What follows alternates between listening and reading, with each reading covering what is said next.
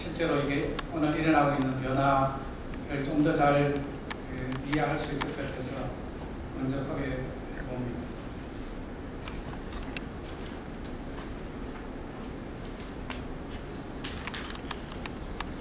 고정건대는 말 그대로 뭐가 고정이 되어 있는 겁니다. 가령 포항제철 포스코다, 광양제철소다 그러면 그 거대한 제철소가 땅에 고정이 되어 있습니다. 그게 고정건대입니다. 그럼 그렇게 땅에 고정이 되어 있으면은 그걸 옮길 수가 없습니다. 옮길 수가 없으니까 그 땅에 고정되어 있는 거대한 공장을 돌리기 위해서 사람들이 필요하게 됩니다. 그래서 그리고 그 사람들은 이 공장을 쉽게 옮길 수 없는 것처럼 사람들도 쉽게 옮길 수가 없습니다. 그래서 고정건대로 그 시설물 자체도 오래가고 그 안에서 일을 하는 사람들도 오래갈 수밖에 없습니다. 그리고 이 오래갈 수밖에 없다는 것들이 많은 특징을 만들게 됩니다. 우선 사람들이 함부로 왔다 갔다 하지 않습니다. 그래서 한 회사에 들어가면, 한 조직에 들어가면 다 중장기적인 전망을 가집니다. 단기적으로 성과급을 많이 받아서 나는 이 회사를 떠나야지라는 생각을 하지 않습니다. 나는 이 회사에 오래 있어서 부장이 되고 임원이 되고 사장이 될 거야. 인센티브 시스템이 다 중장기적으로 될 수밖에 없습니다. 그리고 이게 가족처럼 됩니다. 그러니까 옛날에 우리 한국에서 큰 기업들 보면 가족 얘기를 많이 합니다. 대우 가족, 가족 얘기를. 어쩔 수 없이 개인보다는 함께 있는 그 공동체가 더 중요하게 되고 그 공동체의 문화가 만들어지고 그런 공동체에 맞는 인간적 관계가 만들어집니다.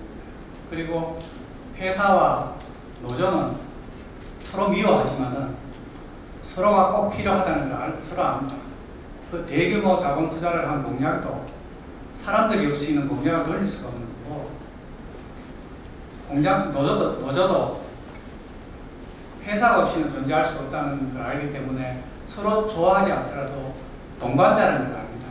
그러니까 관계를 그렇게 맺어 나갈 수밖에 없습니다. 그리고 어쩔 수 없이 자본이 힘이 셉니다. 자본이 우위입니다. 자본이 누가 포항제철 포스코 같은 나라만 거기 15조 정도 투자를 했을 텐데 누가 15조를 투자해서 제철 공약을 지켰습니까? 그러니까 당연히 자본이 힘이 셉니다. 자본이 힘이 세고 생산자가 힘이 세는 겁니다. 포스코가 철을 파는 공급자지만은 고객보다 더 힘이 셉니다. 왜냐하면 누가 그런 투자를 하겠습니까? 그러니까 생산자가 위에 있게 되고 공급자가 위에 있는 사회입니다. 실제로 한국 사회를 쳐다보시면 여전히 한국 사회는 공급자가 일반적으로 위에 있는 사회입니다. 좀 생각해 보십시오. 공급자들이요. 큰 기업들, 정부, 의사, 변호사 다 공급자들입니다. 우리 사회는 여전히 공급자가 힘이 센 사회입니다. 그건 고정건대적인 특징입니다. 그러니까 이렇게 무겁고 고정되어 있고 오래 관계를 지속하고 이렇게 하니까 이게 뭔가 규율이 필요하고 그죠? 옛날에 공장에서 아침에 다 와서 체조를 하고요. 지금 상상할 수가 없잖아요. 그러니까 규범이 필요하고 규율이 필요하고 무겁고 대신에 사업 구조는 굉장히 단순합니다. 제가 방금 말씀드린 포스코 예를 들더라도 포스코 사업이 그렇게 복잡한 사업이 아닙니다. 철광석과 석탄을 사서 제철소에서 철을 만들어서 그냥 파는 거예요. 사업 자체는 굉장히 단순합니다. 근데 엄청난 규모로 하는 거죠. 이런 게 이제 고정건대의 특징 같습니다. 근데 유동건대의 특징은 대규모 고정자산 투자가 없습니다. 제가 네이버 이사했습니다만 네이버 지금 자산이 한 30조 되는데 네이버의 고정자산이라는 게 거의 없습니다. 포스코는 제가 오래돼서 이제 숫자를 기억하지 못합니다만 포스코가 포항제철하고 광양제철에 투입한 자본이 30조가 넘습니다. 30조, 35조 이렇게 됩니다. 그 얘기는 포스코 자산의 반 이상이 땅에 붙어 있습니다. 네이버는 자산이 30조 되지만은 땅에 붙어 있는 자산이 아마 1조 정도밖에 안 될 겁니다.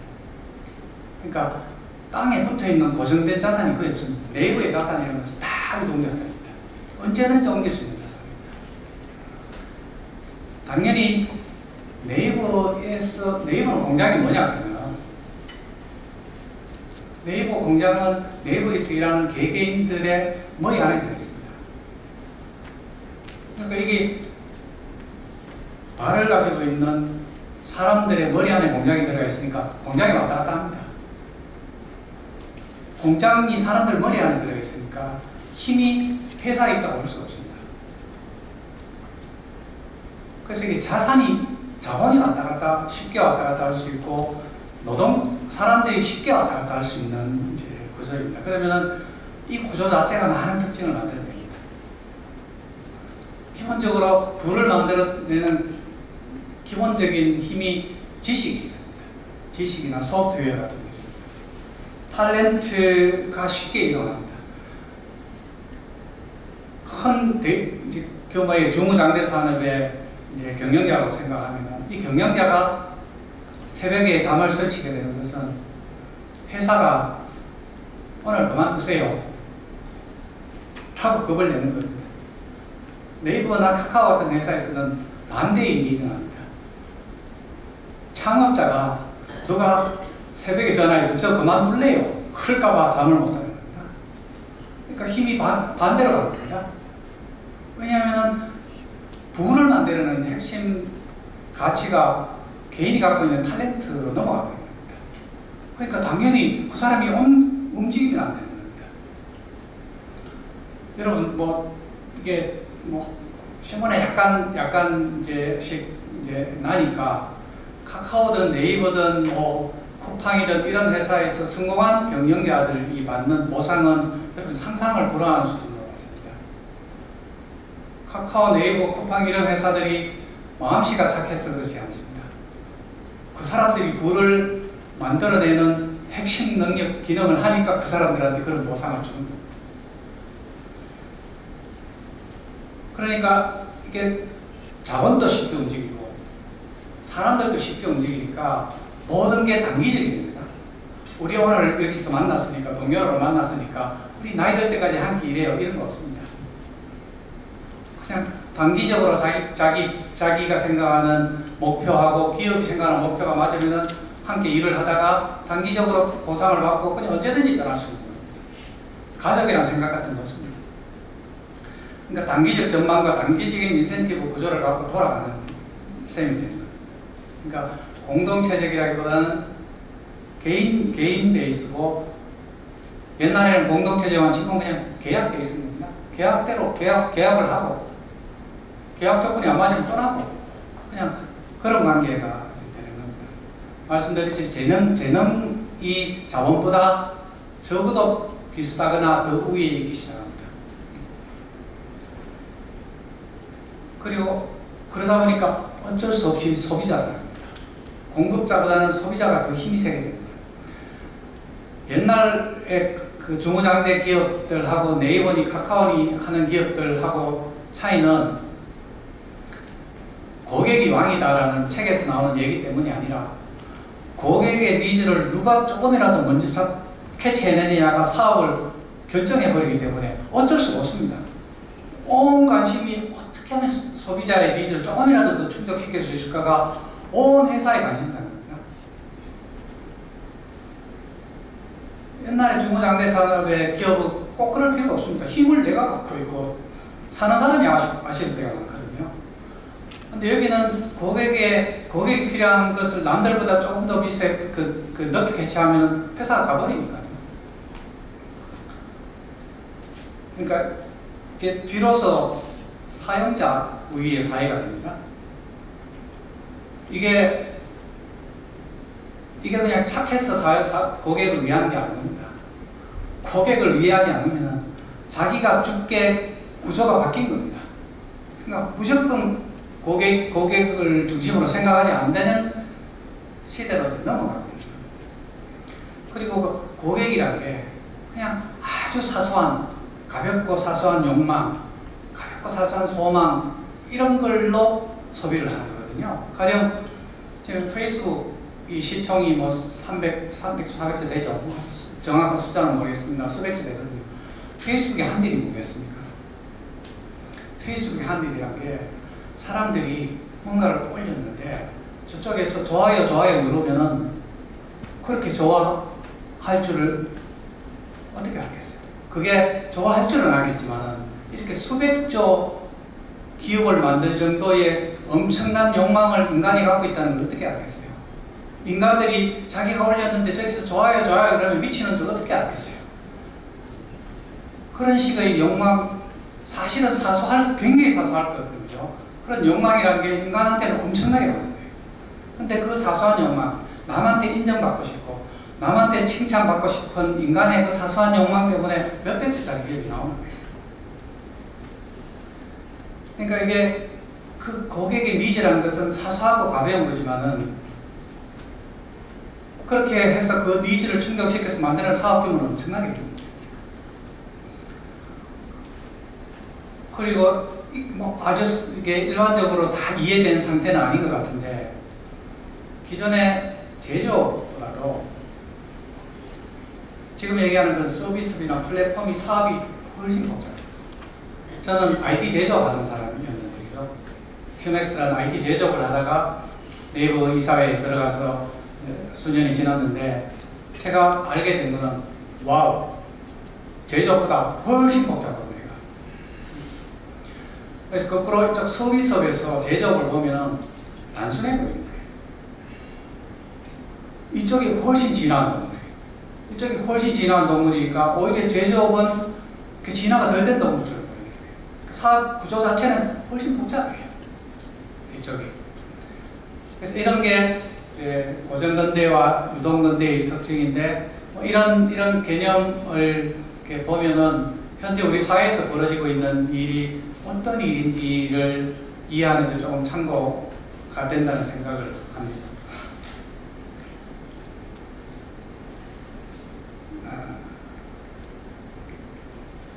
그 다음 두 번째 중요한 변화가 4차 산업혁명. 요즘 뭐 워낙 4차 산업혁명 얘기를 많이 하니까요. 결국은 이제 4차 산업혁명도 어떻게 보면 방금 말씀드린 그런 유동근대의 특징이 4차 산업혁명을 촉발했을 수도 있습니다. 4차 산업혁명에 대한 얘기가 워낙 많으니까 이제 도대체 뭐가 4차 산업혁명이야 하는 것은 사람마다 마찬가지로 의견이 다를 수 있겠지만은 저는 4차 산업혁명이 서비스 산업의 생산성 혁신 문제라고 이해를 하고 있습니다. 그리고 1차, 2차 산업혁명은 뭐 잘 아시겠지만 전기기관 만들고 그죠? 전기 만들고 이렇게 한다는 얘기예요. 1차, 2차 산업혁명이라는 것은 결국 고정근대의 공장 제조업 근로자의 생산성을 높이는 문제였습니다. 3차 산업혁명은 결국은 컴퓨터를 갖고 이제 그 생산성을 높이는 거니까 고정근대의 오피스 근로자의 생산성 향상 문제가 3차 산업혁명이라고 볼 수 있을 것 같고 4차 산업혁명은 유동근대의 소비산업 근로자 생산성 향상 문제일 거다 이렇게 개인적으로 생각합니다. 여러분 서비스 산업은 어떤 국가나 가장 큰 산업입니다. 한국처럼 제조업이 이렇게 강한 나라도 제조업이 GDP를 차지하는 비중이 20몇 %밖에 안 됩니다. 미국, 유럽은 제조업이 GDP를 차지하는 비중이 10몇 %밖에 안 됩니다. 제조업이 한참 그 비중이 높을 때, 여기 뭐 1940년, 50년 미국이라 하더라도 그때도 30% 정도밖에 안 됐을 거예요. 그러니까 기본적으로 GDP에서 차지하는 비중이 서비스 산업이 가장 높은 거예요. 인류가 지금까지 부를 만들어내온 것은 그 국가의 GDP에서 차지하는 비중이 반도 안 되는 농업, 제조업 같은 데서 부를 만들어서 인류가 이만큼 된 거예요. 그런데 가장 큰 비중을 차지하는 서비스업은 여전히 부를 어떻게 만들어내는지 모르는 거예요. 여러분 18세기까지 인류는 새로운 부를 만들어낸 거의 새로운 부를 만들어내지 못했습니다. 1700년대까지도 인류는 연간 GDP 성장률이 0.1%, 0.2%밖에 안 된대요. 그 얘기는 거의 새로운 부가 만들어지지 않았다는 거죠. 19세기 들면은 0.5%가 제가 숫자는 정확지 않습니다만 20세기 들어서 연간 100년 동안 연평균 3% 성장했다는 거예요. 그리고 21세기 한 1.5% 성장하는 거예요. 그러니까 사실은 인류가 부를 만들어낸다는 것은 결국 산업혁명에서 시작해서 부를 만들어냈고, 그것도 GDP에서 차지하는 비중이 마이너한 제조업에서 만들어낸 부를 갖고 이렇게 해서 경제의 성장을 만들어낸 거예요. 근데 여전히 서비스 산업에서는 인류는 어떻게 부를 만들어낼지 모르는 거죠. 예를 들면 100년 전에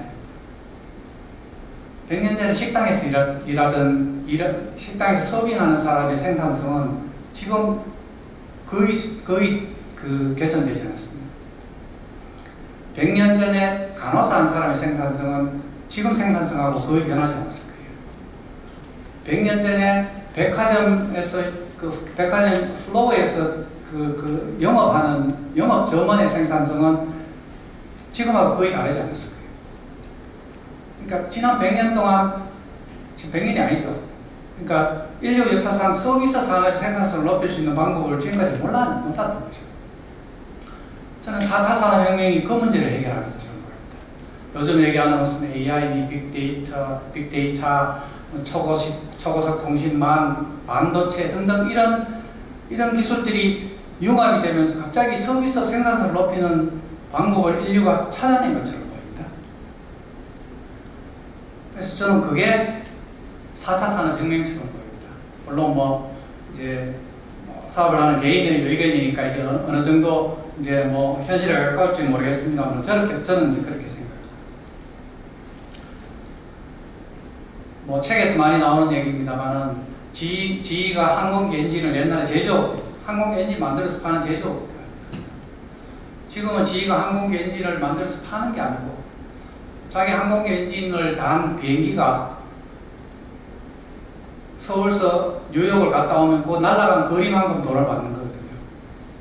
그 엔진을 파는 사업이 아니라 그 날아간 거리를 파는 서비스를 된 거죠.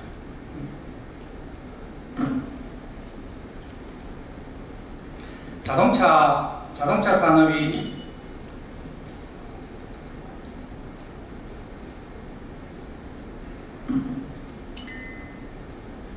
자동차 산업이 100년이 넘게 된 산업이지만은 자동차 산업은 전형적인 제조업 아니겠습니까? 근데 지금 일어나는 일은 자동차 산업이 서비스 산업으로 바뀌는 거예요. 자동차 산업이 항공기 산업처럼 될 거라고 다 보는 거거든요. 항공기 산업은 서울서 동경에 가는 게 관심이 있지, 거기에 보잉을 타고 갈지 에어버스를 타고 갈지 누가 관심이 있나요? 자동차는 지금은 벤츠를 타니 현대를 타니 BMW를 타니 그러겠지만 결국은 자동차 산업도 나 서울서 대전 갈 거야 가 중요해지지, 그냥 벤츠를 탈 거냐 현대를 탈 거냐는 중요하지 않게 될 거라는 거예요. 마치 자동차 산업이 제조업으로서 자동차 산업이 항공산업처럼 될 거라는 거 아니에요. 그러니까 이 거대 제조업체들도 점점점 서비스업화 이제 되고 있는 거죠. 요즘 신문기사에 보면 공유주방 이런 얘기 들어보셨을 거예요. 그러니까 보통 자영업자들이 식당을 하나 하면은 maybe 1억을 투자해서 식당을 하나 하는 거예요. 6개월 1년 하다 안 되면 문 닫는 거죠. 그런 자영업자가 얼마나 많겠습니까? 공유주방은 특정 공간에 음식을 조리할 수 있는 기술을 갖고 있는 사람한테 5평 내지 6평짜리 주방을 주고 나머지 식당업에 필요한 모든 인프라를 제공합니다. 그리고 한 달에 모르지만 200만 원, 300만 원 되는 거죠. 이 자영업자가 4개월 식당을 했는데 실패하면은 그저 1,000만 원 날리는 거예요. 옛날 같으면 1억, 2억 날릴 텐데 1,000만 원 날리는 거예요. 요리만 하면 되는 거죠. 나머지 모든 걸 공유주방 하는 회사가 인프라로서 제공해 주는 거죠. 이게 무슨 얘기냐? 이게 뭘 얘기하는 거냐? 자영업 식당은 여전히 산업화가 되지 않는 영역입니다. 여전히 몇 개쯤 되는지 모르겠습니다만 50만 개, 100만 개의 자영업 식당이 있는 거죠. 이게 산업화가 전혀 안 되어 있으니까 여기서 발생하는 비효율이 엄청난 거 아닙니까? 그런데 이 4차 산업혁명이라는 것 때문에 자영업 식당을 산업화시키기 시작합니다. 그래서 자영업 식당의 생산성이 지금처럼 공유주방 같은 것을 통해서 생산성이 엄청나게 높아질 것 같습니다. 그냥 상상이지만 maybe 5년 정도면은 일어날 일이 자영업 이런 이제 공유주방이 전국에 많지도 않게 100개 있다 그래요. 그럼 보통 공유주방 하나에 식당이 20개 있으니까 공유주방 100개가 있으면 식당을 2,000개 가지고 있는 거예요. 식당 2,000개를 가지고 있으면 시작할 때부터 수요에 대한 이제 데이터를 모으고 수요 예측을 해요. 식당을 하는데 수요 예측을 한단 말이에요. 근데 수요 예측하는 알고리즘은 굉장히 어려워요. 여전히 수요 예측하는 이게 증명된 답이 있지 않아요. 되게 어려운 문제예요. 하지만 수요 예측 알고리즘을 만들어야 되는 거예요. 수요 예측 알고리즘을 만들어내면 그 수요 예측 알고리즘 때문에 가장 비효율이 많은 식자재, 물류, 운송, 재고 문제가 확 생산성이 높아질 거예요. 그러면은 식자재를 생산해내는 것 자체가 지금처럼 그냥 수요가 높아지면은 값이 올랐다가 수요가 떨어지면 값이 폭락하고 이런 일이 없이 수요에 맞춰서 생산할 수 있는 거예요. 이걸 스마트 파밍이라는 거예요. 그 사람들이 어떤 음식을 먹을지를 예상하는 데서부터 시작해서 식자재를 운송하고 식자재를 생산하는 것까지 다 온라인되고 이 안에 다 데이터가 그러고 정보가 오는 거예요. 그 안에 알고리즘이 돌아가고 이거 완전히 지식산업이 되는 거예요. 그 자영업 식당이 완전히 지식산업으로 바뀌는 거예요. 그게 신문에 가끔 나오는 공유주방이라는 것에서 일어나고 있는 일이라고 생각할 수 있을 것 같습니다. 근데 다 이런 서비스업, 그냥 정말로 생산성이 낮았던 단순 서비스업들이 지식 집약적인 산업으로 막 바뀌고 있는 거예요. 그게 4차 산업혁명에서 일어나고 있는 일인 것 같습니다.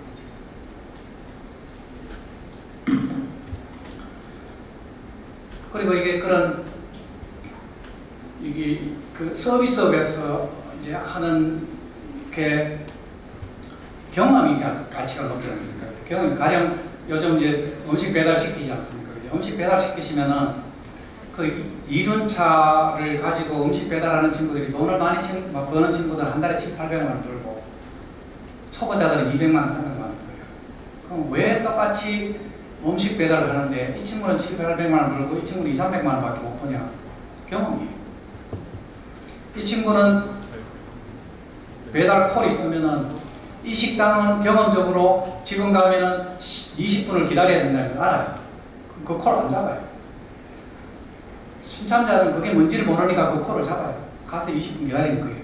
경험이 많은 사람들 그런 콜을 안 잡아요. 이런 게 경험이거든요. 그래서 다 아날로그적인 경험이에요. 근데 이런 경험들이 소프트웨어 알고리즘으로 다 바뀌고 있는 거예요. 경험 없어도 돼요. 그냥 알고리즘 지시해 주는 거예요. 콜 잡으세요. 그럼 경험의 밸류가 없어지는 거예요.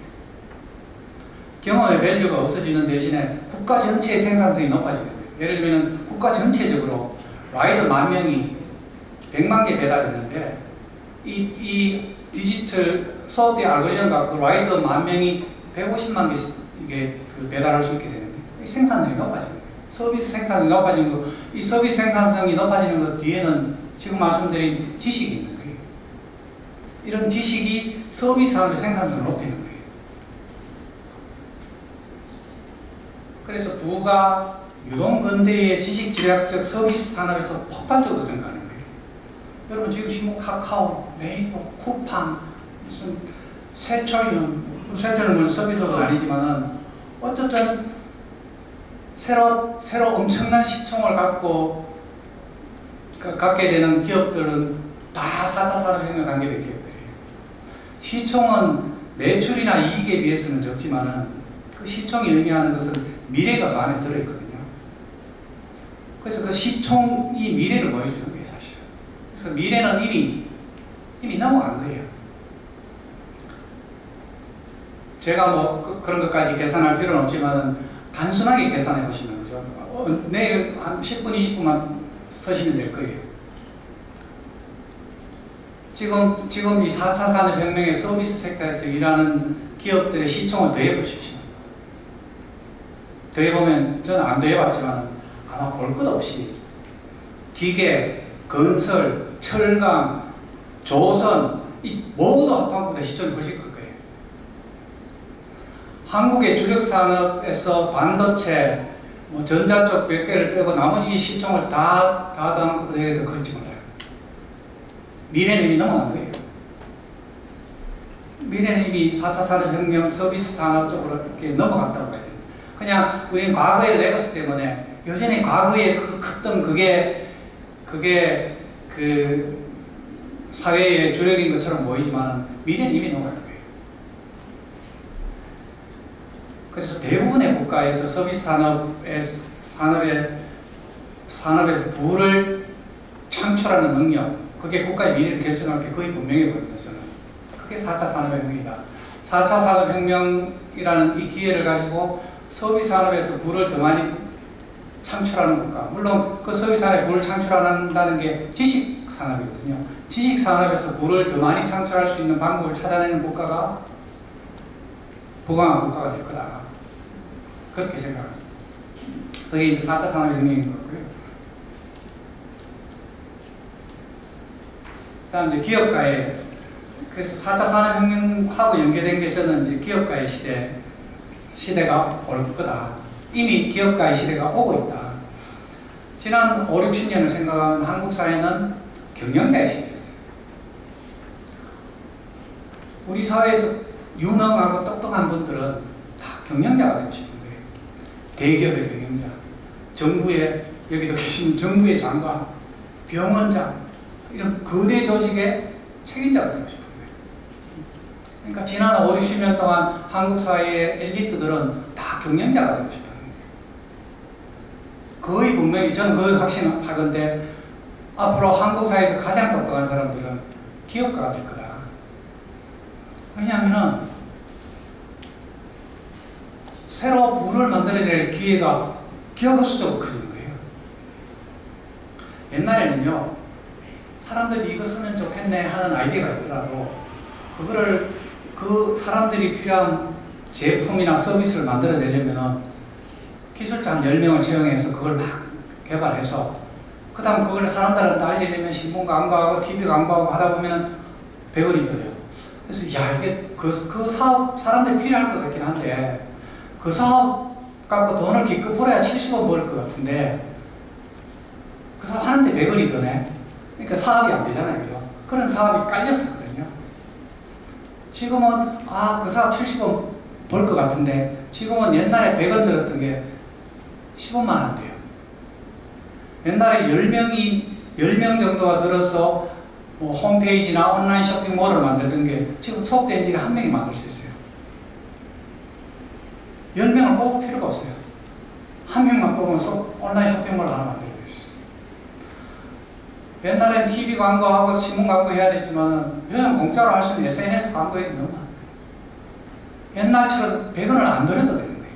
옛날처럼 10원, 20원 하면은 70원을 벌 수 있는 기회가 너무나 많아진 거예요. 이게 다 기술 혁신 때문에. 기술 혁신이 물건을 만들어내고 그걸 사람들한테 알리는 비용을 급격하게 낮추니까 옛날에는 사업이 안 됐던 것들이 다 사업거리거든요. 그래서 사람들이 금방 눈치채는 거예요. 와, 이게 뭐 사업거리가 깔렸네. 당연히 똑똑한 사람은 사업하게 돼요. 그래서 저는 개인적으로는 기업가의 시대가 옵니다. 기업가의 시대가 올 겁니다. 이런 생각을 합니다. 그 다음 마지막으로 큰 변화가 마찬가지로 유동건대 4차 산업혁명 기업가의 시대하고 온라인된 변화가 개인화 문제거든요. 뭐 워낙 신문에서 요즘 이준석 때문에 또 더 많이 얘기를 하니까 그죠. 당연히 이제 50대, 60대는 집단주의적인 이제 문화의 세대라고 봐야 되지 않습니까? 어떻게 보면은 이제 뭐 집단주의하고 개인주의가 장단점이 있을 텐데 지금 20, 30대는 개인주의로 이제 넘어가고 있는 중이고, 저는 개인적으로 막 20대, 저도 저희 회사에 20대가 있으니까 20대를 만날 때가 있으면 그냥 그 사람, 그 친구들 듣기 좋은 소리라고 하는 게 아니라 진심으로 그렇게 얘기해요. 당신들이 우리 세대보다 낫다. 당신들이 개인주의자들인 거다. 당신들은 회사 어떻게 되면 관심 없고 자기 이익에만 관심 있으니까. 당신들은 개인주의자들이고, 당신들은 살아남는 게 우리 시대보다 어려울 것 같다. 그럼 사업을 해보면 제가 배운 것 중에 하나거든요. 사업을 하면 누가 이길 확률이 높아지냐. 합리적인 결정을 더 많이 하는 사람이 이길 확률이 높아져요. 그냥 현실에서 생존을 두고 싸우는 게임에서는 그냥 폼 나는 결정하는 사람은 죽어요. 어쩔 수 없이 실용적이고 합리적인 결정을 하는 사람이 살아남을 확률이 높거든요. 개인은 집단의 일원이 아니라 개인은 지 혼자 살아남아야 되니까 어쩔 수 없이 이 사람들은 합리적이고 실용적일 수밖에 없어요. 저는 50대, 60대의 집단주의적인 문화가 있는 사회보다는 20대, 30대의 개인주의자들이 만들어가는 합리적이고 실용적인 사회가 훨씬 강하다고 생각해요. 그래서 저는 20대 만나면 진심으로 그렇게 당신들이 나을 거다. 당신들이 우리 사회를 그 다음 단계로 이렇게 바꿔낼 거다. 이렇게 이제 얘기를 하는 거예요. 그래서 당연히 이제 4차 산업혁명에서 얘기하는 것, 기업가의 시대에서 얘기하는 것, 유동건대에서 다 개인을 원하는 거예요. 집단의 일원을 원하는 게 아니라 능력 있는 개인을 원하는 거거든요. 그리고 20대, 30대들이 그 능력 있는 개인들이 될 가능성이 있는 거예요. 그러니까 당연히 기업은 그 개인들이 필요로 하는 것, 개인들이 자기 능력을 발휘할 수 있도록 개인들이 성장하는 식으로 기업 문화를 바꿔내지 않는 거예요. 옛날 방식으로 해갖고는 될 일이 아니에요. 그래서 이 개인화 문제가 현재 우리 사회에서 일어나고 있는 큰 변화고, 결국은 그 변화라는 게 최근에 일어나는 이준석 씨가 뭐 당대표 된 게 그냥 허투루 볼 일이 아닐 거다. 근본적인 변화 같은 게 일어나고 있는 거다. 이렇게 이제 개인적으로 생각합니다.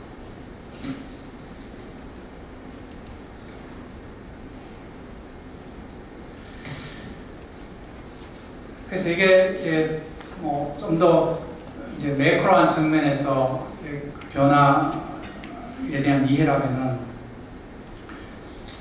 이제 우리를 둘러싸고 있는 산업 환경 자체도 사실은 뭐 코로나 때문에 잠깐 덮여져 있습니다만은 사실은 굉장히 심각한 변화가 일어나고 있는 것도 틀림없습니다. 뭐 그냥 뻔하잖아요. 중후장대 산업, 우리 한국 경제를 끌고 중후장대 산업 지금도 뭐 잘 되는 것처럼 보이지만은, 근데 생각해 보시면은 아까 말씀드렸듯이 우리 중후장대 산업의 경쟁력이란 게 자본, 공정기술, 뭐 가격 경쟁력, 시장으로서 중국 이런 거 아니겠습니까?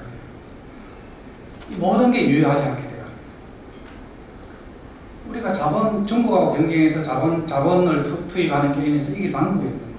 공정기술은 진입장벽이 아주 높지가 않으니까 그게 어떤 사람은 격차가 1년이니 어떤 사람은 격차가 2년이니 어떤 사람은 격차가 3년이니 하지만 그냥 무너지게 되어 있는 거죠.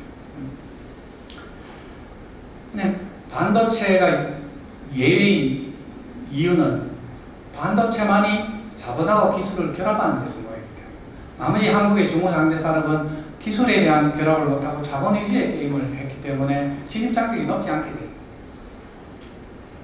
그러니까 반도체 말고는 다 아슬아슬해요. 경제학 책에서 그 일본하고 한국의 PPP 기준이죠. 구매력 기준 GDP를 이렇게 그래프를 그려서 한국 그래프를 25년 뒤로 시프트 해보면은 놀랍게도요, 한국하고 일본하고 실선입니다. 똑같습니다. 그 그래프 보면 좀 충격적입니다. 완전히 똑같습니다. 그래서 그 그래프를 보면은 금방 이제 들 수 있는 생각이, 일본이 1990년에 피크를 찍고 쇠퇴하기 시작했으니까 한국은 2015년이 피크였을 가능성이 있는 거예요. 그 그래프로대로 간다면은, 왜냐하면 수십 년 동안 똑같은 경로를 밟아왔고 25년 시프트 된 거기 때문에 그 25년 시프트 시키면 2015년에 피크했을 가능성이 있죠, 한국은. 근데 이제 뭐 다 잘 아시다시피 산업이란 게 미국과 모든 거래요. 철강, TV, 조선, 뭐 무슨 석유화학, 뭐 할 것 없이 다 미국서. 일본 왔다가 한국 왔다가 중국 가는 거 아니에요, 그죠? 다 국가 주도로, 그죠? 일본이 국가 주도로 미국 산업을 갖고 오고, 한국이 국가 주도로 일본 산업을 갖고 오고, 중국이 국가 주도로 한국 산업을 갖고 가는 거 아니에요. 그래서 이게 경제학에서는 그걸 뭐 동아시아 모델이라고 그러잖아요, 그죠? 동아시아 모델이란 게 처음에 일본이 성공했을 때는 경제학자들은 해석을 못하는 거죠. 이해가 안 되는 일이 벌어지는 거죠. 근데 어쨌든 지금은 동아시아 모델이란 게 유효한 모델이고, 그게 일본서 워킹하고 한국서 워킹하고 중국서 워킹했으니까. 근데 지금은 어떻습니까? 지금은 모델이란 게 서구에서 일본 갔다가 한국 갔다가 중국 가는 게 아니라 서구에서 바로 중국 가는 거예요. 지금 뭐 쿠팡, 야단이고 네이버도 이제 부지런히 합니다만 온라인 쇼핑 같은 거는요, 일본이 우리보다 한 5년 뒤졌다면요, 한국은 중국에 5년 뒤졌어요. 알리바바는 끔찍합니다. 너무너무 잘합니다. 알리바바가 시작할 때는 네이버 와서 배웠지만은 지금 네이버가 알리바바 와서 배웁니다.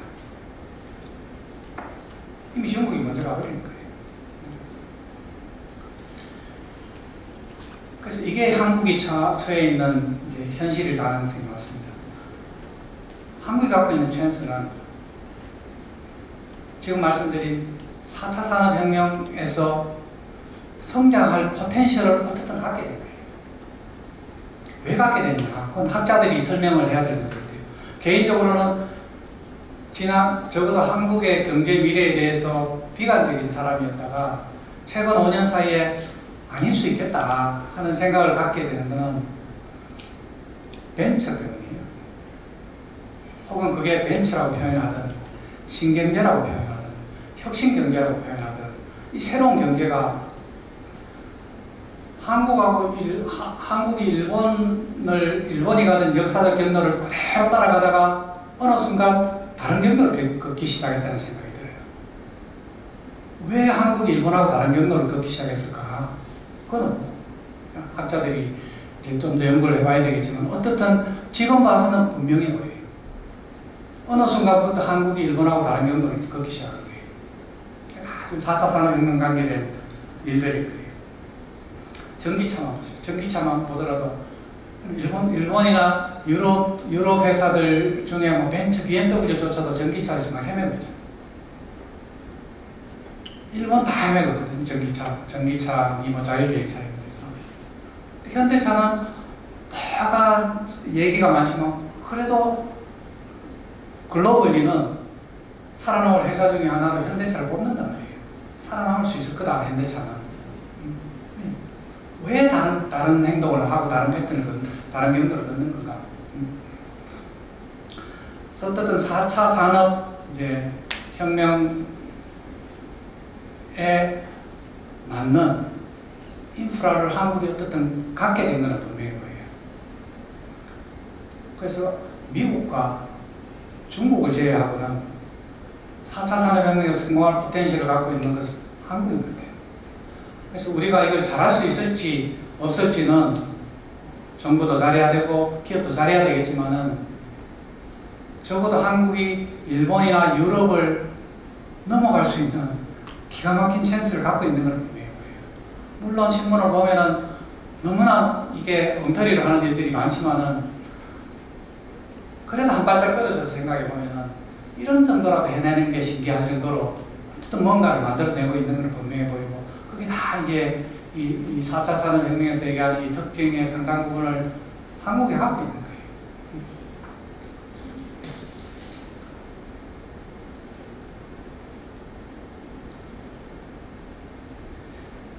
아까 이제 마지막에 산업환경이 변화해서 뭐 시간이 어떻게 됐지? 한 몇 번 정도 얘기하셨습니다. 그 요즘 뭐 배달 많이 하잖아요, 그죠? 배달 많이 하면은 그전에는 우리는 물건을 어떻게 사는지 생각해보면 이승환 회장님 계시지만 차를 몰고 홈플러스 가는 거예요.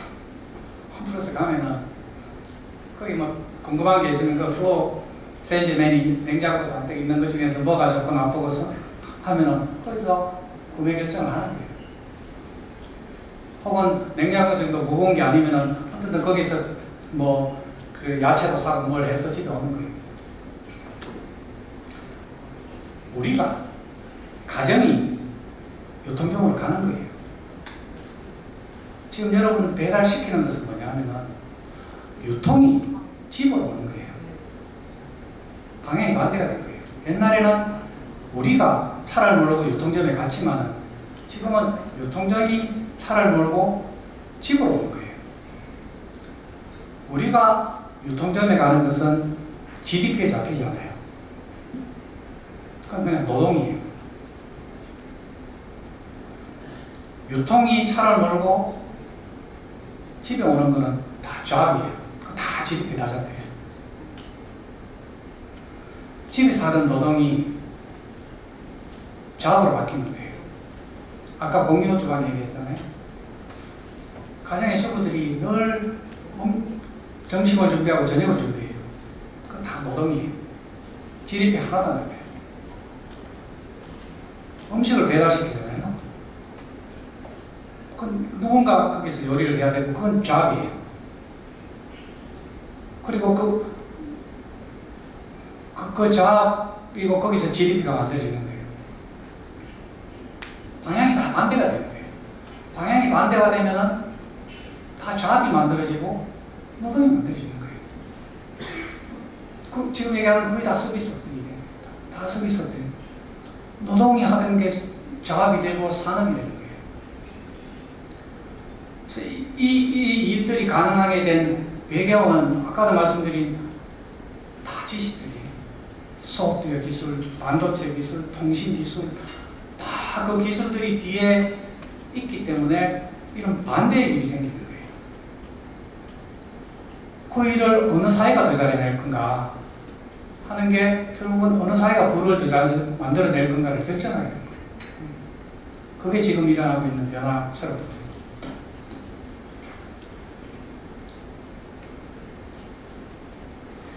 보여요. 당연히 우리 뭐 대부분 이제 기업하시는 분들이신 것 같은데, 그러니까 조직하고 개인 사이의 변화라는 것도 당연해 보입니다. 그러니까 뭐 다 아시다시피 우리 전통적인 조직은 집단주의적이고 수직적이고 권위적이고 폐쇄적인 그런 거 아니에요. 어쨌든 그 시대에 그런 문화를 갖고 한국 산업을 만들어낸 거 아니에요. 한국의 중무장대 산업을 만들어내고 한국을 산업화 시킨 거 아니에요. 이렇게 시대가 바뀌게 됩니다. 시대가 바뀌는 와중에 이 집단적이고 수직적이고 권위적이고 폐쇄적이라는 것은 뭐냐면은 그 조직, 그 기업 문화에서 자란 모든 사람이 50대만 되면은 무능하게 만들어버려요. 다 무능해집니다. 4차 산업혁명에서는 거의 이렇게 그 역량이 없는 사람이 되어버린 거예요. 옛날에 그 맥킨지인가 어디에서 한국에서 조직에서 일하는 사람한테 이제 뭐 조사한 걸 보면은 한국의 노동 생산성이 어떻게 되느냐 이런 걸 물어본 적이 있는데 꼭 그거 아니라 국가 통계를 봐도 뻔하죠. 한국의 노동 생산성이 미국의 반밖에 안 되거든요. 미국 사람 한 사람 할 일을 한국 사람 두 사람이 해야 되거든요. 우리가 직감적으로 느끼는 거랑 잘 안 맞잖아요. 한국 사람이 훨씬 똑똑하고 열심히 하니까 미국 사람 두 사람 할 일을 한국 사람 한 사람이 할 것 같은데 실제로 통계를 보면 미국 사람 한 사람 할 일을 한국 사람 두 사람이 하거든요. 저도 이제 해외 법인이 많으니까 해외 법인에 가보면은 거기서 일 잘하는 사람은 한국 교포일 가능성이 많아요. 한국 사람이 일 잘해, 확실히. 잘하는데 왜 국가 전체적으로 이렇게 생산성이 떨어지냐. 저도 이제 젊을 때 궁금했죠. 왜 그럴까? 왜 그냥 내가 일을 하면서 느끼는 거랑 국가 전체의 통계는 다를까? 나중에는 거의 뭐 분명하게 알게 되는 거죠. 위에 사람이 다 무능한 거예요. 평균적인 개인은 당연히 그 영향이 있지만은 위로 갈수록 무능해지는 거예요. 생산성을 다 깎아먹는 거예요. 근데 그 아까 얘기한 맥킨지인가 거기서 조사한 결과를 보면은 전체 임원하고 회사의 구성원들 전체는 통계치가 비슷하게 나와요. 한국의 생산성은 뭐 미국의 한 50%인 것 같다. 이렇게 얘기하는데 직원들하고 임원들하고 분리해서 조사해 보면 임원들은 잘한다고 평가해요. 자기들이. 그거 되게 놀랐어요. 야, 진짜 웃긴다.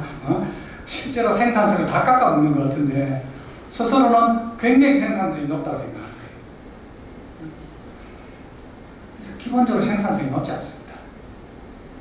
특히 이런 집단적이고 수직적이고 이런 데서는 기존의 산업에서는 이게 열심히 일하는 것 때문에 하루에 13시간, 15시간 일을 하면서 낮은 생산성을 커버하면서 산업을 만들어냈을지 몰라도 지금 이렇게 아까 개인화되고 4차 산업혁명 시대로 넘어가고 뭐 이렇게 되는 상태에서 누가 15시간씩 일을 하면서 기업을 위해서 봉사를 하겠습니까? 그런 일 없으면 되죠. 기업이 하고 싶어도 정부가 52시간만 일하라고 하면 되죠. 방법이 없잖아요. 생산성을 높여야 되는데 기존 방식 갖고는 생산성을 높일 방법이 없는 거예요.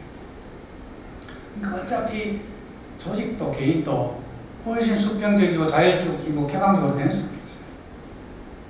이 구조에서만이 개인이 성장이 됩니다. 개인이 성장해야지 생산성이 높아집니다. 개인이 성장하지 않으면요. 그럼 나중에 나이가 들면서 높은 자리 차지하면서 그냥 기득권자가 되는 거예요. 그냥.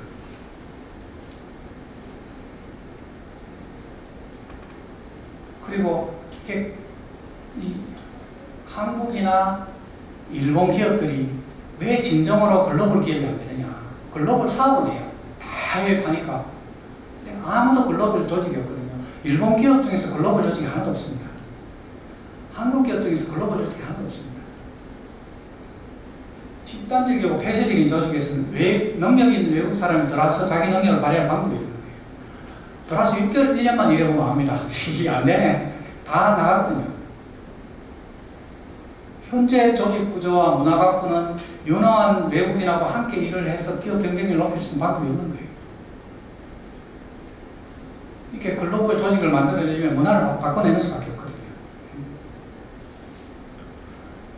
그리고 기존에 우리가 했던 산업이라는 것은 어떻게 그걸 잘할 건가가 가장 중요한 문제였지만 아까 말씀드린 그런 이런 4차 산업혁명이 하는 데서는 그보다 훨씬 중요한 문제가 뭘 해야 되는데, 그 왜 해야 되는데 라는 질문이 더 중요한 질문. 그래서 어떻게 시행착오를 안 하고 그 일을 잘 해내는지를 찾아내는 게 아니라 그냥 해보고 고치고 진화해 나가고 일부러 실패하고 그 방식이 달라지는 거예요. 그게 기업가적 태도인 거예요.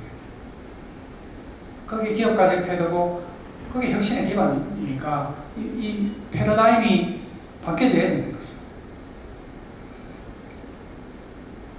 그리고 기업 안에서 조직에서 나의 태도가 야, 나 높은 사람이 됐으니까 내 권한이 이만큼이야.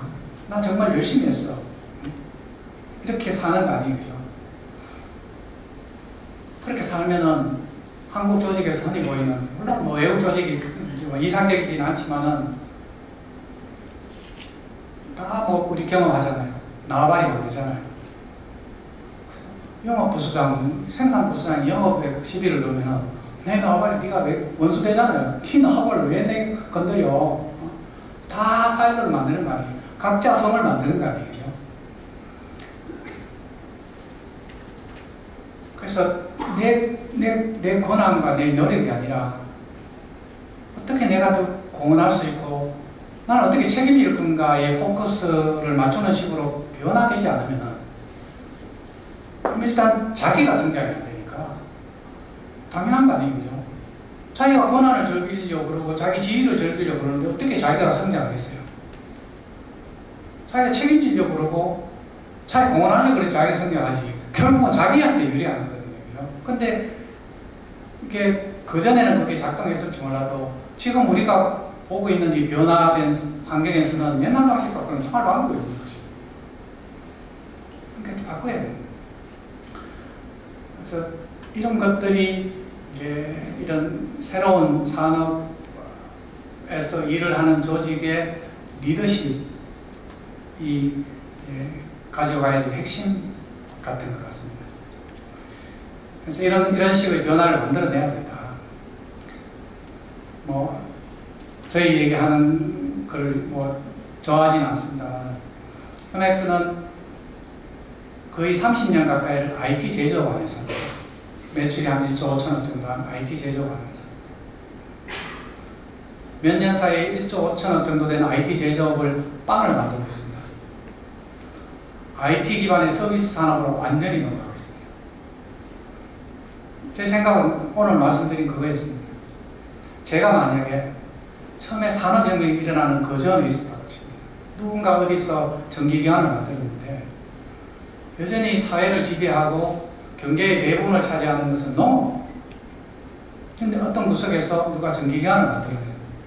내가 그 시점에 서 있다면 나는 농업을 할 건가 공장을 할 건가? 당연히 공장하죠. 그건 역사가 보여주는 거니까. 저는 지금이 그 시점처럼 보여요. 그 시점이라고 스스로는 생각할 거예요. 그래서 이 시점에서 내가 그때 농업 아니고 공장을 선택한 것처럼 지금 선택하라면 당연히 서비스업 선택한다는 거예요.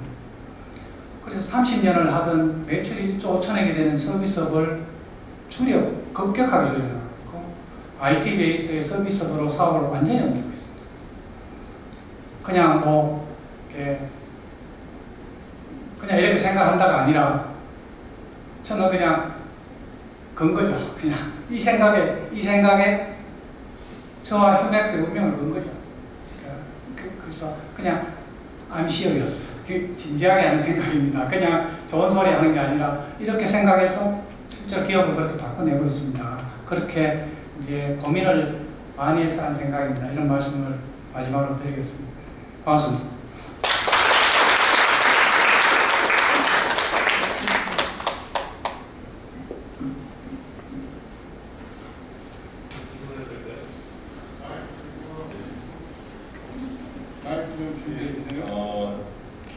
제가 기업에 있을 때나 또 정부에 있을 때나 또 공학칼리논에 또 우리 같은 회원이시기 때문에 항상 이렇게 자주 뵙고 그래서 항상 정말로 우리나라를 대표하는 벤처기업으로서 그런 자리를 만들어주셔서 다시 한번 감사 말씀드리겠습니다. 우선 저 질문은 정말 오늘 사실 변태 회장님의 그 상징적 의미는 굉장히 저는 우리나라 기업인에 크다고 생각해요.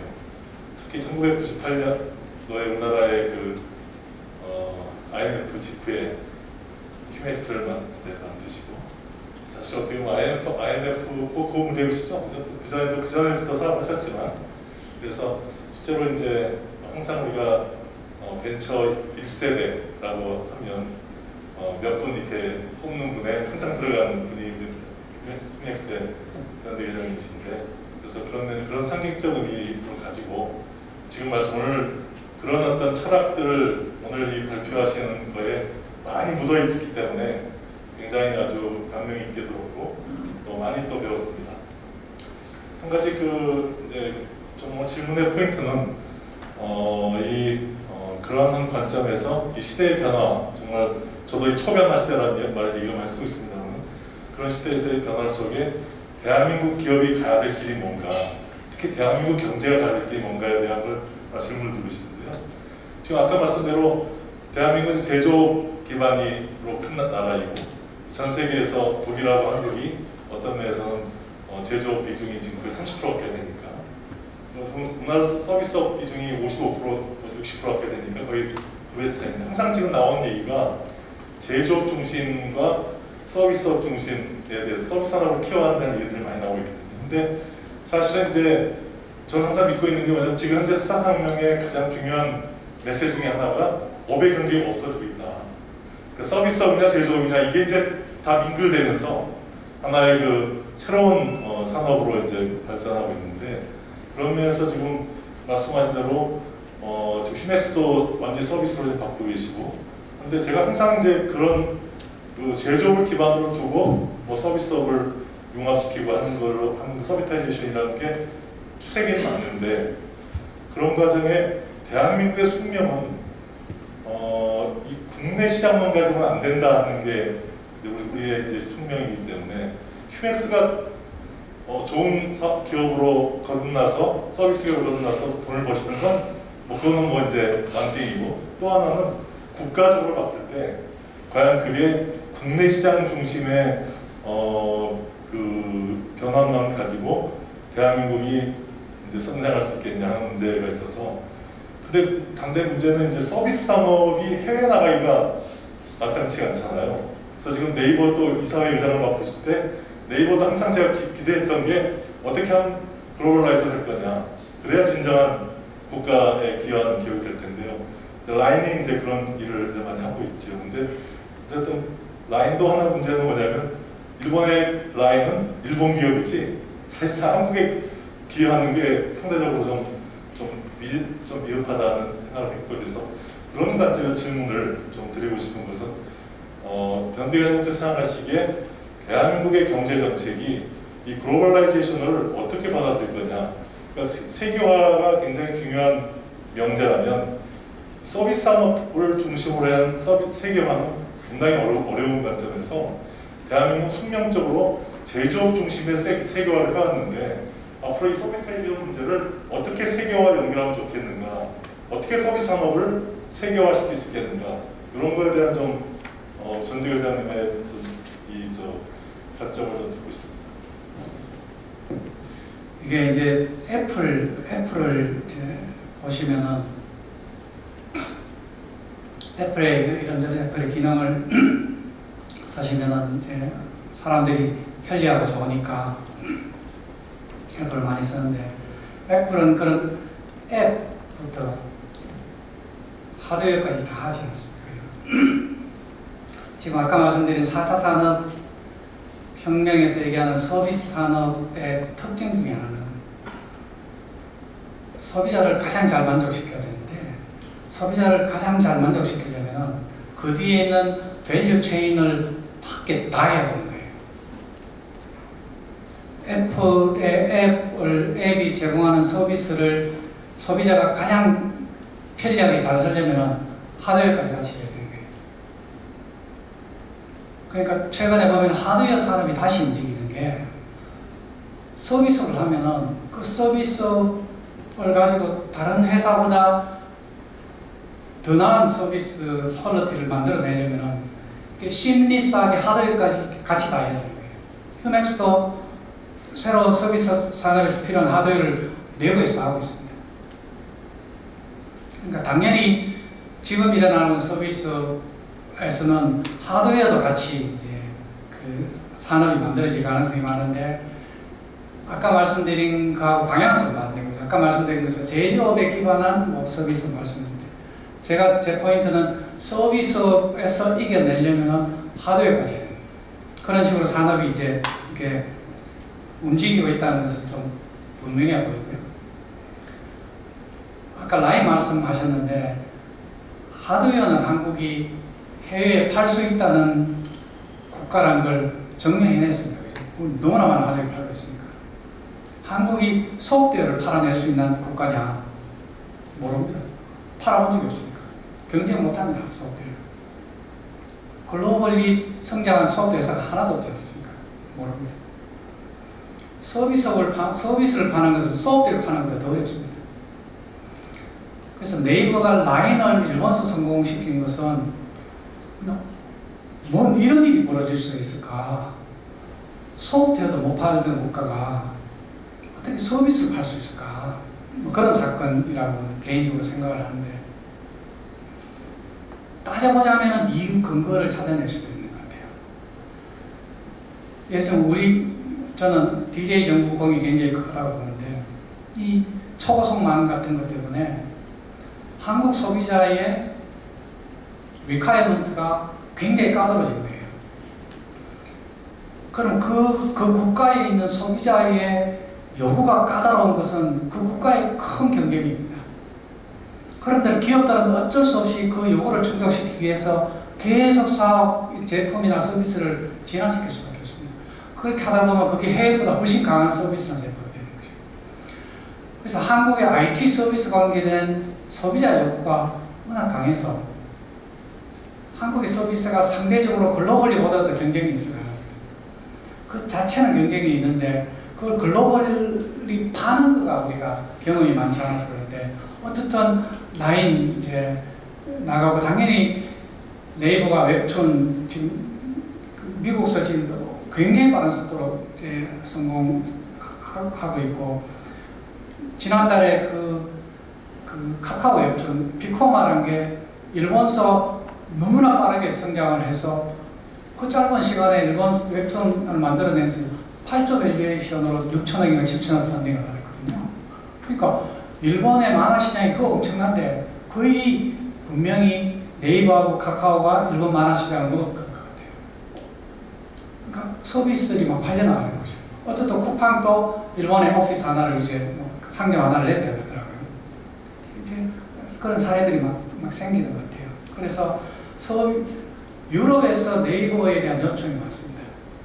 유럽이 그 안에 그런 포털이나 플랫폼이나 이런 IT 서비스로 강한 기업이 없으니까 유럽이 미국이나 중국하고 협력하기보다 한국하고 협력했을 때 편한 걸 느끼는 게 있어서 한국하고 협력하자 하는 요청들이 제법 있는 것 같습니다. 그러니까 팔 기회들이 자꾸 생기는 것 같아요.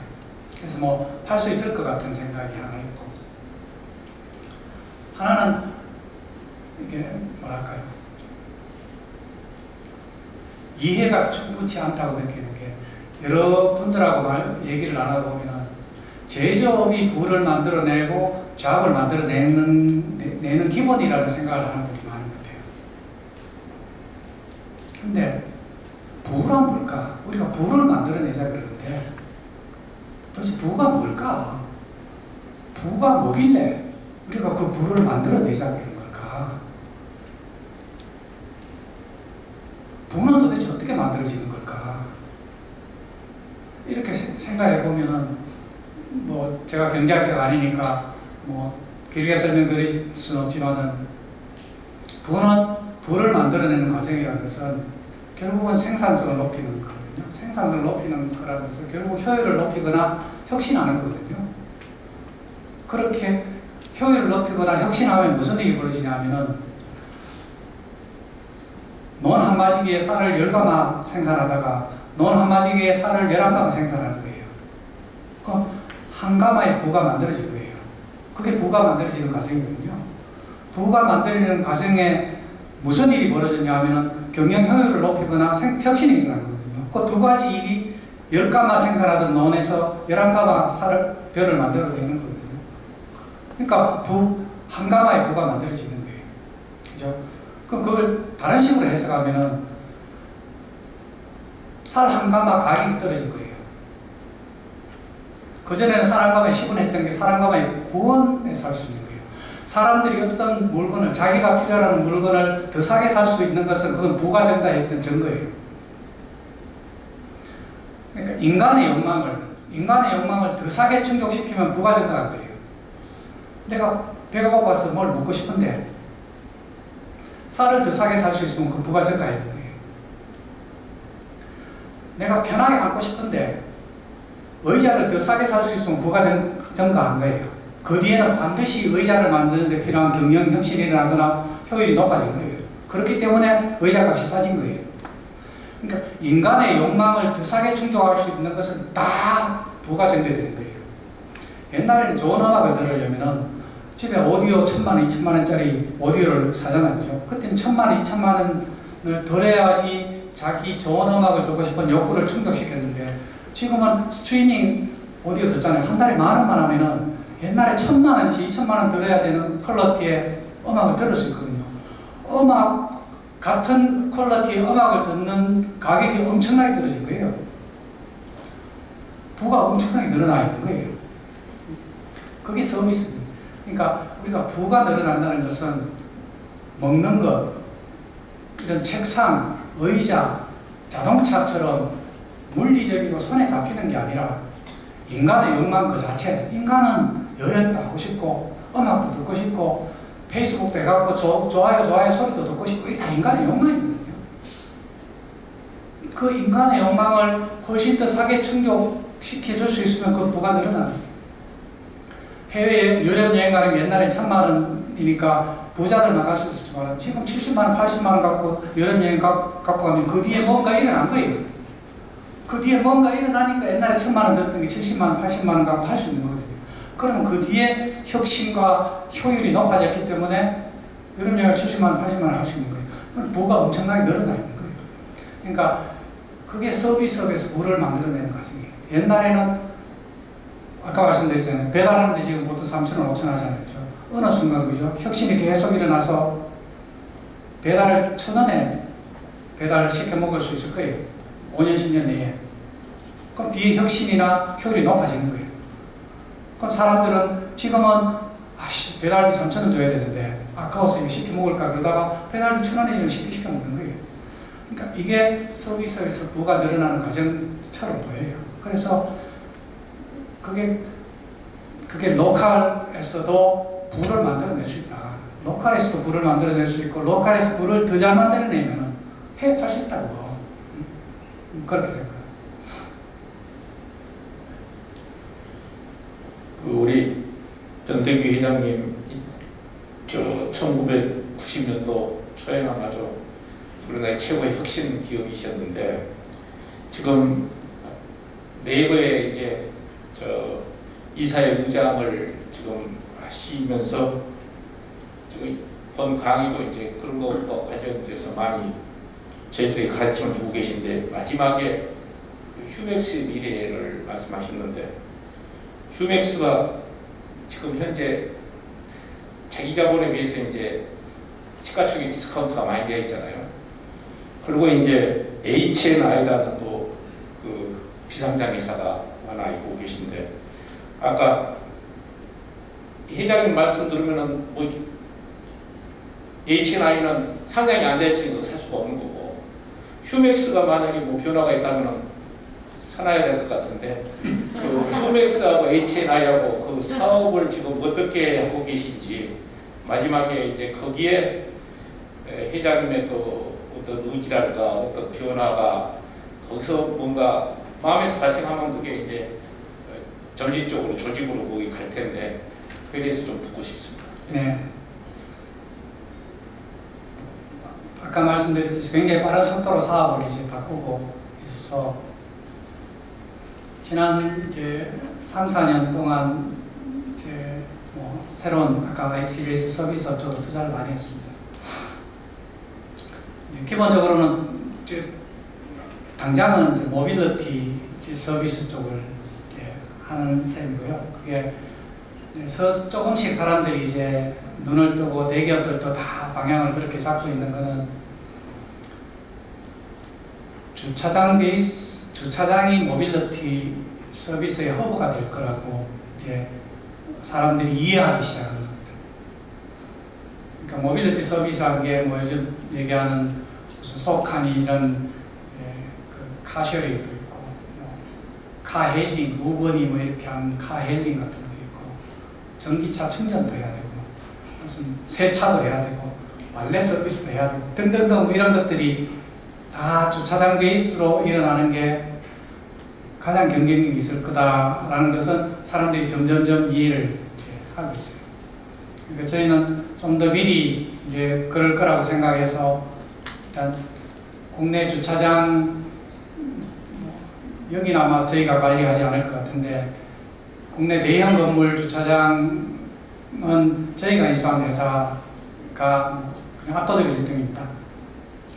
거기 인수한 2,000수백억을 써서 그걸 인수하고 거기에 지금 말씀드린 그런 서비스들 전기차 충전, 뭐 전기차 충전기, 주차 로봇, 뭐 주차 서비스 로봇, 뭐 이런 하드웨어 같은 것도 있고 뭐 세차 서비스, 발레 서비스, 심지어는 아마 주차장 베이스로 요즘 뭐 마이크로 풀필먼트 서비스라고 있습니다. 그 물류 서비스 하는 것도 아마 주차장 베이스로 많이 일어날 거라고 봐서 그런 물류 서비스. 더 길게는 저희가 이 서비스를 통해서 전기차를 뭐 그냥 거칠게 얘기하면은 우리가 어느 시점에 전기차를 한 10만 개 정도 갖게 되면은 에너지 서비스가 될 거거든요. 결국은 전기차에 있는 배터리를 쓰지 않을 때 그거를 이제 가정용으로 쓰거나 사무실에 쓸 수 있다. 에너지 사업이 돼요. 이게 다 이제 주차장 베이스로 할 수 있는 사업처럼 보여서 이제 그게 지금 저희가 이제 옮기고 있는 사업이고 지난 한 3, 4년 동안에 10개 정도 되는 10개, 11개 회사를 인수하고 한 20개 넘는 회사에 투자를 했습니다. 그러니까 하다가 야 이게 물건을 만들어서 파는 게 직업이었는데 회사를 사고 파는 게 직업이 됐네 하는 기분이 들 정도로 엄청나게 많은 회사에 투자하고 인수하고 뭐 그러고 있습니다. 그래서 다 아까 말씀드린 그런 IT 기술이 기반이 된 서비스 산업인데 서비스 산업이라는 게 지식 베이스의 서비스 산업하고 근육 베이스의 서비스 산업 두 개거든요. 지식 베이스 서비스 산업은 뭐 변호사니 회계사니 뭐 의사니 하는 거 아니겠습니까? 나머지 그 대부분이 근육 베이스 서비스 산업이니까 휴맥스는 근육 베이스 서비스 산업의 생산성을 높이는 일, 그게 뭐 우리가 할 일이라고 봐서 그쪽으로 하고 있는 셈입니다. 그래서 그 모빌리티 서비스가 주차장을 디지털로 바꾸는 셈입니다. 여러분 요즘 디지털 트랜스포메이션 얘기를 많이 하니까 가령 네이버에 지금 스마트 스토어라는 게 있습니다. 조그만 가게들이 자기 온라인 쇼핑몰을 네이버에서 스마트 스토어라고 해서 하는데요. 그게 지금 벌써 한 40몇만 개 됩니다. 그냥 조그맣게 가게 하던 걸 다 디지털로 다 바꾼 거예요. 그게 디지털 트랜스포메이션. 가장 대표적으로 디지털 트랜스포메이션 안 되는 게 이 건물들이에요. 이 건물은 다 아날로그예요. 건물을 디지털로 바꾸는 거예요. 그게 출발이 지금 말씀드린 그 주차장 베이스에 그런 서비스 하는 게 그게 다 그 IT 기술이 들어가는 거거든요. 그 모든 서비스의 바탕에 뒤에 엄청난 IT 기술을 개발해야 되니까 그걸 건물을 디지털로 바꾸는 과정이거든요. 그래서 그 모빌리티 서비스에서 저희가 사업을 더 잘 성장시키면 그 다음 방향은 프로퍼티 디지털 트랜스포메이션이 그 다음이 아니겠냐 이런 정도 방향성을 가지고 어쨌든 굉장히 급한 속도로 이렇게 회사를 바꾸고 있고 그냥 표현이 맞는지 모르겠습니다만 달리는 자동차에 바퀴를 갈아 끼는 것 같은 그런 스릴과 모험의 어드벤처 같은 그런 느낌으로 회사를 바꾸고 있는 중입니다.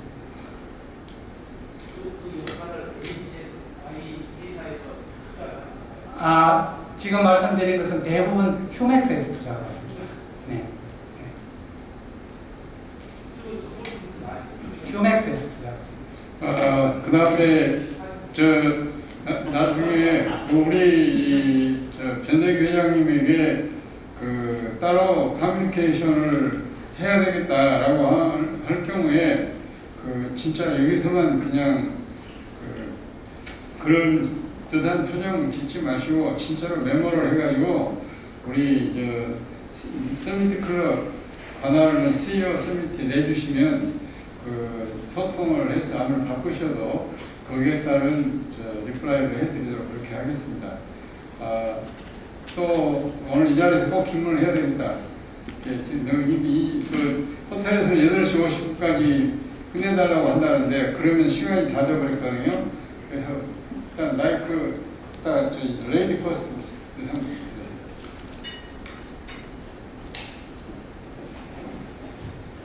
네, 안녕하십니까.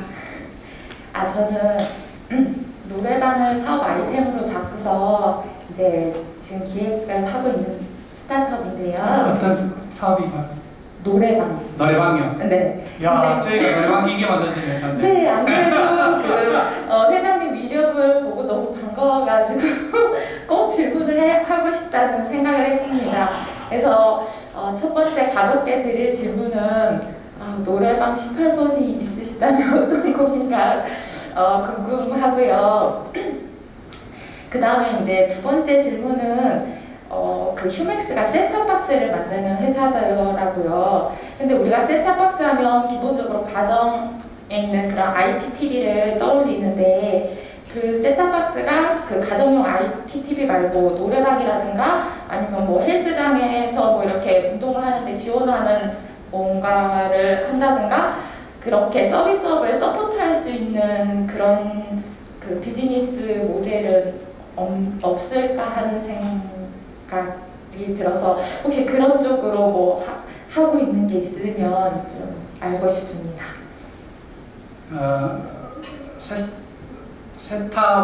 저희는 세탑을 만드는 회사고 이제 세탑을 뭐 KT라든지 뭐 큰 방송국 이런 데 파는 거 아닙니까?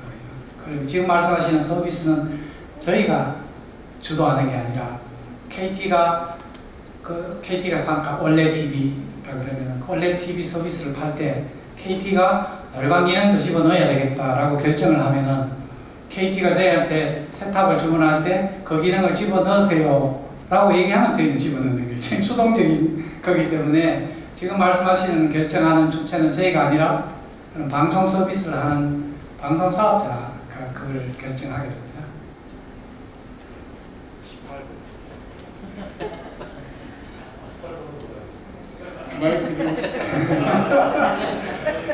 제가 이게 노래방 기계를 만들었으니까 당연히 노래를 많이 불렀지 않겠습니까? 너무 많아서.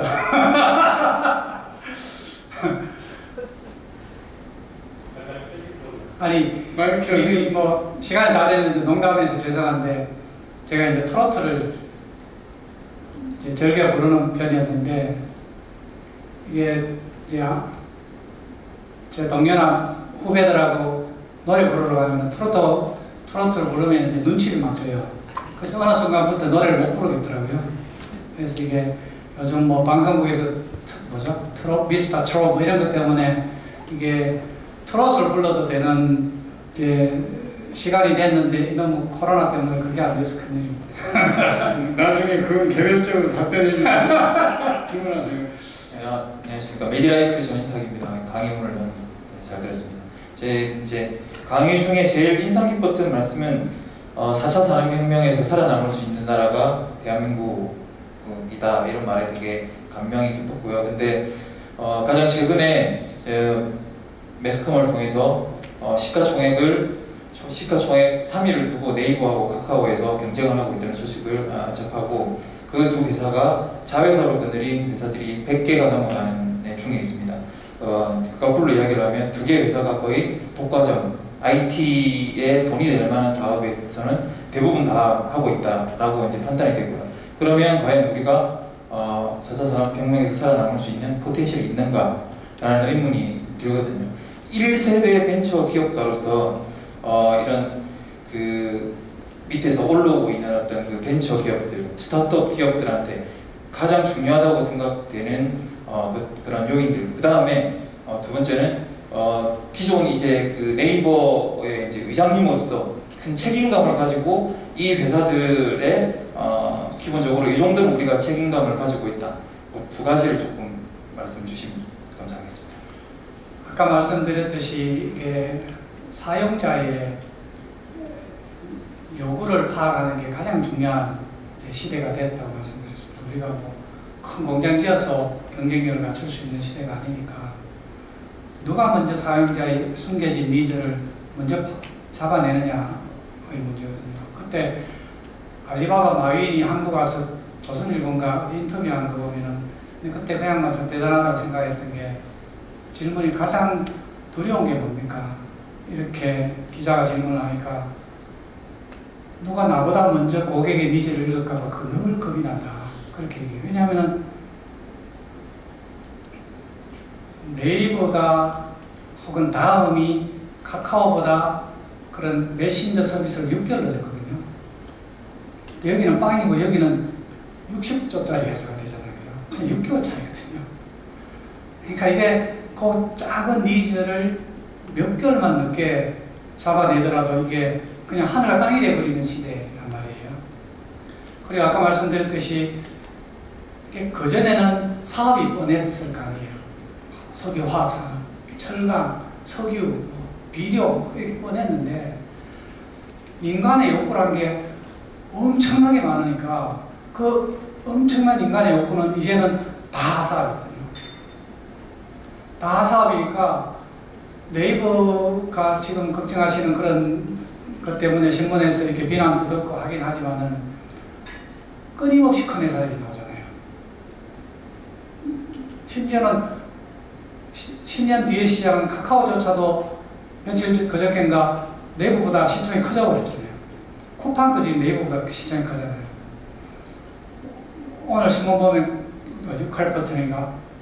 그 시총 뭐 20몇 조로 지금 상장한다고 그러잖아요. 쿠팡 나오죠. 마켓컬리 나오죠. 배달 대행 회사들 나오죠. 그러니까 그냥 숫자를 할 수 없을 정도로 빠른 속도로 큰 기업들이 나오거든요.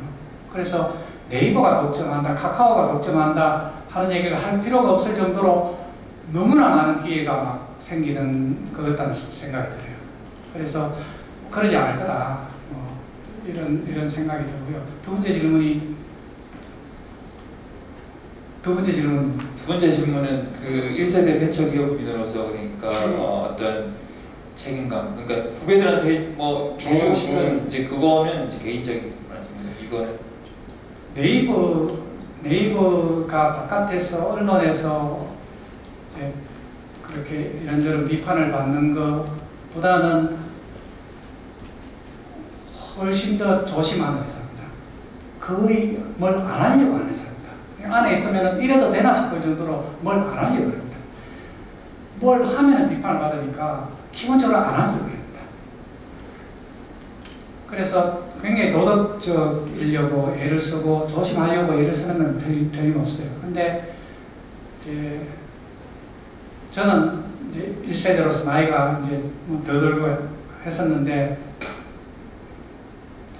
저도 이제 경영 아카데미 같은 거에서 후배들한테 제가 경험했던 거 이렇게 뭐 얘기해주는 프로그램도 하기도 하고 뭐 등등 하기도 했습니다만은 점점점 더 그냥 올바른 기업인으로서 살아남아 주는 그 자체가 가장 중요한 문제겠구나.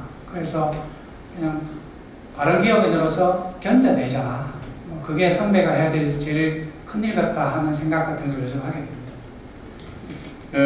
질문하실 게 많겠지만 호텔 측과 약속이 다 돼서 거듭 말씀드린 대로 개인적으로 꼭 질문을 해야 되겠다 하시는 분들은 메모를 해서 나중에 남겨해 주시면 반드시 우리 박봉기 이사장님이 답변을 받으셔가지고 방금 계속 강조되고 있는 것처럼 서비스를 잘